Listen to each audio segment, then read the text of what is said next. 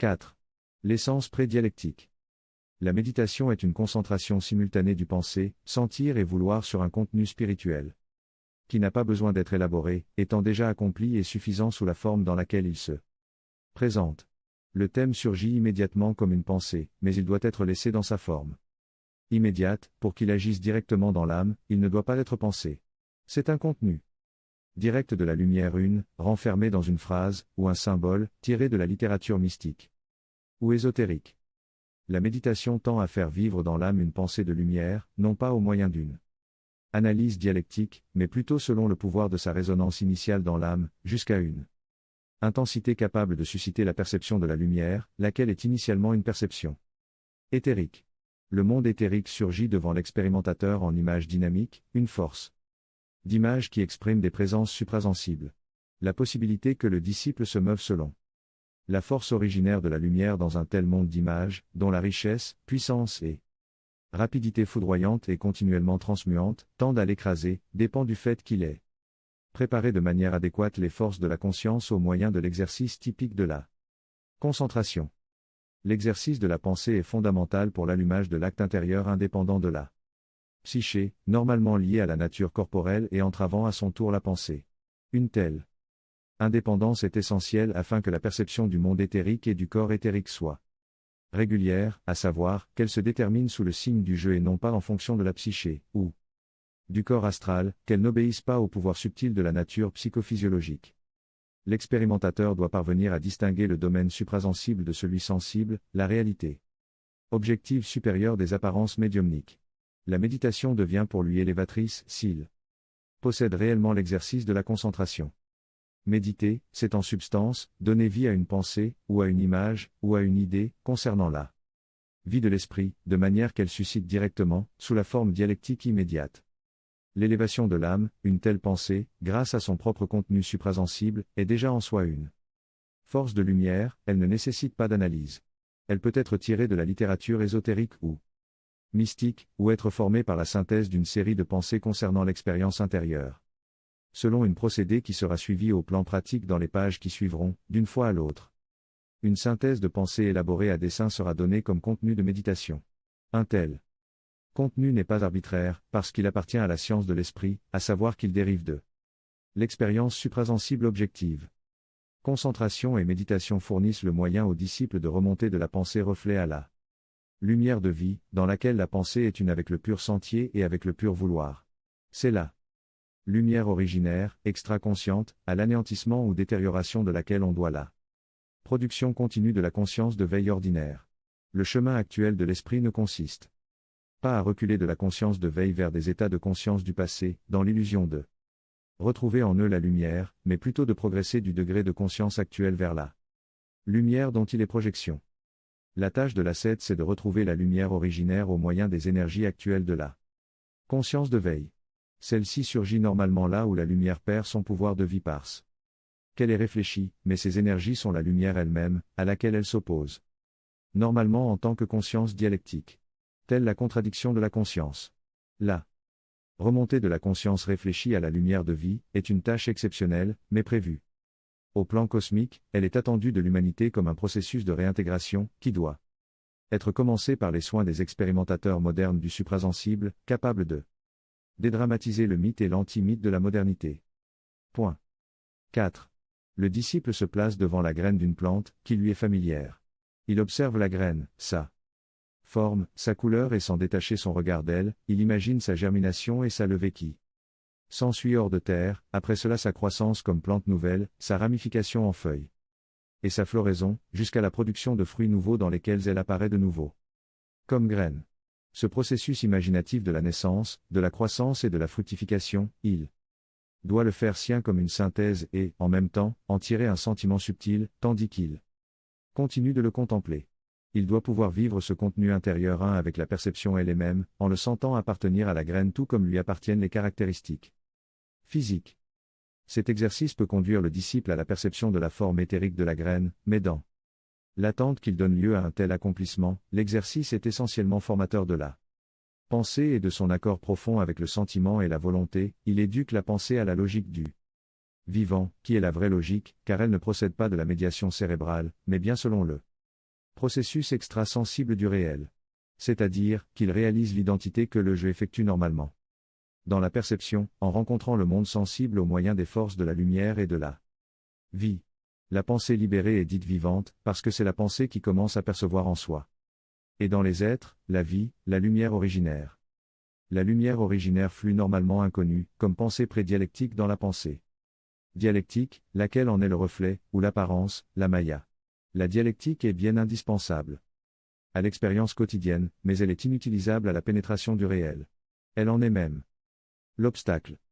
Comme tissé de mots, la dialectique est privée du pouvoir de pénétration, justement à son moment prédialectique, dans lequel seulement, l'homme peut se saisir comme sujet. Dans la dialectique, l'être humain cesse d'être sujet de l'expérience. Il ne peut pas vivre selon son être originaire, ni ne peut vivre, pour cette raison, l'identité de la lumière originaire avec le réel. Le disciple discerne comme sens ultime de la discipline une telle lumière originaire, parce qu'il reconnaît en elle la source de la force, mais surtout la direction suprasensible de son cheminement. Il la reconnaît dans l'immédiateté de la pensée précédant la forme dialectique. C'est l'immédiateté qui n'a pas besoin de médiation, parce que, justement, en tant que pensée pure, sans objet, elle est là. Médiation en premier lieu. Seul l'immédiat pur, sans objet, peut devenir activité médiatrice, il le peut parce que c'est le vrai immédiat, l'originaire, qu'il faut laisser comme il est, si l'on veut percevoir. Le laisser comme il est, c'est arriver à le contempler. L'ascèse de la pensée consiste justement dans l'expérimentation de cet originaire, qui n'exige pas d'être pensé, étant l'unique activité de la conscience qui ne requiert pas une intégration de pensée. Cette activité même est la pensée intégrante. Par une telle voie, on a le passage de la pensée à la force pensée. La révélation de la pensée devient l'écoulement d'une force qui n'a rien à faire avec la dialectique. V. Méditation. N'importe quel objet exige d'être compris avec la pensée, au contraire, ne l'exige pas en soi. Elle ne nécessite pas d'autre pensée pour se révéler comme elle est. Objectivement. La pensée, qui puisse se révéler comme objet, ne doit pas être comprise, mais perçue, elle s'expérimente comme lumière prédialectique. Une telle lumière porte en elle le pouvoir du principe. Le disciple peut pratiquer cette méditation dans la mesure où il possède l'exercice de la concentration. Quand il réalise la révélation de la pensée, il pense en réalité selon le je, et non pas selon l'objet, c'est pourquoi il peut pénétrer l'objet, qui pourtant, en tant qu'objet sensible, est l'instigateur initial de la présence du je dans la pensée. La force pensée est l'expérience suprasensible, possible au je, qui réalise la conscience de l'expérience sensible. Il n'y a pas d'objet qui ne se révèle pas grâce à la présence du je dans la pensée, cette présence est normalement inconsciente. Il faut expérimenter la pensée dégagée de l'objet, pour avoir le je dans la pensée, qui est à dire dans le corps astral. Ceci est le sens de la concentration et de la méditation. L'expérimentateur doit acquérir une conscience de la priorité absolue de la pensée dans la genèse de la conscience, rien avant la pensée, ce qui est dire rien avant le je. Cela n'a rien à voir avec la thèse idéaliste, pertinente au plan de la pure rationalité. Il peut expérimenter comme continuité la priorité de la pensée, non pas en pensant, mais bien en contemplant la pensée comme concaténation de pensée. D'abord, il doit énergiquement poser une pensée, dans un second temps, il peut contempler, non pas penser la pensée. Dans une telle contemplation afflue le courant supérieur du vouloir, le pouvoir du je. En substance, l'objectivité sensible se révèle, non pas pour elle-même, mais pour susciter l'expérience du je dans la pensée, je, qu'il y a toujours mais inconscient. L'obtention requise avec urgence par l'époque, c'est le sens ultime de l'expérience consciente du sensible, l'empirisme suprasensible, la conscience de la détermination, à savoir de la présence du je dans la pensée qui fait l'expérience du sensible. L'expérience du moment originaire de la pensée est l'élément spirituel nouveau réalisable par l'ascète moderne. Le moment originaire ne doit pas être pensé, mais au contraire perçu, ce moment étant la pensée vivante dans une forme qui ne nécessite pas de forme ultérieure. La forme est la pensée prédialectique, qui doit être reconnue au moyen de la concentration et de la contemplation. Parce que normalement la détermination empêche de la voir, une fois vue, c'est l'essence comme pensée, qu'il ne faut pas penser, parce qu'elle est en même temps pensée et pensant, la forme vivant ou la vie de la forme. La technique d'une telle expérience, toutefois, ne consiste pas à consacrer l'attention directement au moment originaire de la pensée, en vérité insaisissable de cette façon, mais au contraire à la concentration de la pensée sur un thème, ou un objet, de façon que la jonction avec le moment originaire se réalise d'abord indirectement dans la forme fluente de la pensée. Cette forme peut être intensifiée, jusqu'à ce qu'elle soit objectivement perceptible de l'autre côté de l'objet. L'expérience de l'essence pensante exige de passer par l'objet, pour arriver au concept, lequel, inconsciemment ou abstraitement a en soi l'essence. Le moment originaire de la pensée, existe toujours dans l'âme, en vertu de la détermination, mais il est ignoré et normalement évité par l'être humain, qui craint d'avoir conscience de la pensée, il redoute d'avoir des pensées autonomes, ou vivantes, pensées essence, pensées force. La concentration s'avère, lorsque le dévouement à un thème polarise de manière illimitée le mouvement de la pensée et ses ramifications extra-conscientes, à savoir quand il peut directement agir dans une région dans laquelle par habitude des puissances de la nature, extra-rationnelles, manœuvrent la pensée.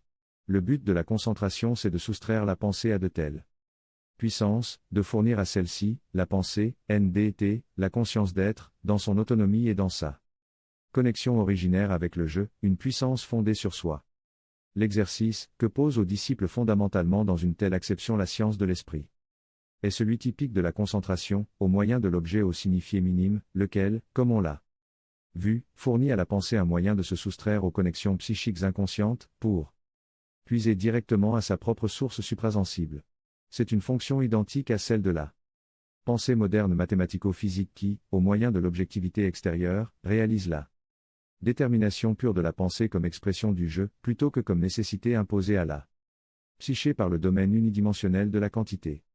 Le danger, pour l'être humain de ce temps, c'est justement de se servir de la détermination volitive de la pensée, qui est une expression du jeu, et de l'isoler pourtant du courant du jeu, lequel courant, qui de toute manière continue de fluer en elle, étant nié, s'enfonce dans le domaine instinctif.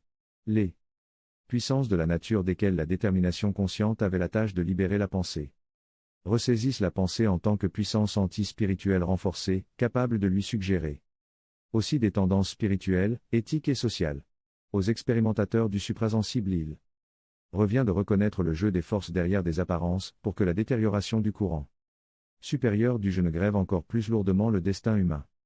La fonction de l'exercice typique de la concentration est prévisible dans un tel sens, c'est une forme volitive de la réunion de la pensée avec sa source suprasensible, et donc aussi avec le jeu. Son intention c'est la pensée pure, qui cesse d'être manœuvrée par l'ego, ou par la nature, et est pour cette raison le véhicule de la force la plus élevée de l'être humain. La concentration doit fournir le moyen à la pensée de se manifester selon sa propre nature objective. De pensée pure, indépendante de la psyché, et, comme telle, capable de se mouvoir avec la plus grande autonomie dans la conscience. Au moyen d'un tel mouvement, l'expérimentateur entre en contact avec la puissance d'un principe suprasensible sans limite, à la réception duquel sa nature inférieure est normalement close et résiste par de subtiles formes de peur, étant telle la force qui dépasse toute peur.